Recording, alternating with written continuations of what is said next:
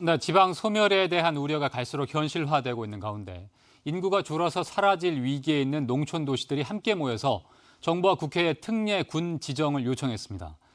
정부가 100만 이상 도시를 특례시로 지정하겠다고 하는데 맞선 건데요. 넘어야 할 산이 많습니다. 김대웅 기자가 취재했습니다. 단양 팔경으로 유명한 단양군. 지난 8월 말 기준 인구가 3만 명 아래로 떨어졌습니다. 단양 역사상 처음이고 충북 11개 시군 가운데 최초입니다. 한때 10만 명에 육박하던 인구는 시멘트 산업 쇠퇴와 함께 사라질 위기에 놓였습니다. 인구 3만 명에 못 미치는 전국의 자치단체는 모두 18곳. 이처럼 인구가 3만 명 미만이거나 1제곱킬로미터당 인구 밀도가 40명 미만인 24개 농촌 도시가 뭉쳤습니다. 정부가 100만 이상 도시를 특례시로 지정해 혜택을 늘리려는 움직임에 반발하며 특례군 지정을 요청하기 위해서입니다.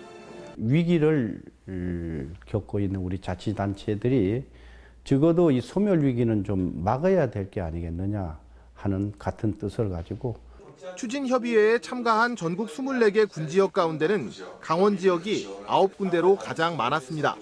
지역 발전을 위해서 사업을 하려고 해도 예산이 뒷받침이 안 되는데 이런 특례군을 위한 예산이 지원되는 방안이 마련되면은 소멸 위험 지역을 특례군으로 지정하는 법안은 지난 4월 발의됐지만 국회에서 별다른 진전이 없습니다. 정기국회가 2달밖에 남지 않았고 내년 4월에 총선이 치러지는 점을 고려하면 20대 국회를 통과하기는 현실적으로 어려워 보입니다. 일단 특례군으로 지정되더라도 얼마나 지원을 끌어낼 수 있을지는 과제로 남아 있습니다. 네, 인구 소멸을 막기 위해서는 근본적으로 어떠한 특정한 정책을 일시적으로 만드는 것이 필요한 것이 아니라 장기적인 관점에서 인구를 확보할 수 있는 저출산 고령화에 수도권 집중까지 겹치며 고향이 사라질 위기는 점차 현실로 다가오고 있습니다. MBC 뉴스 김대웅입니다.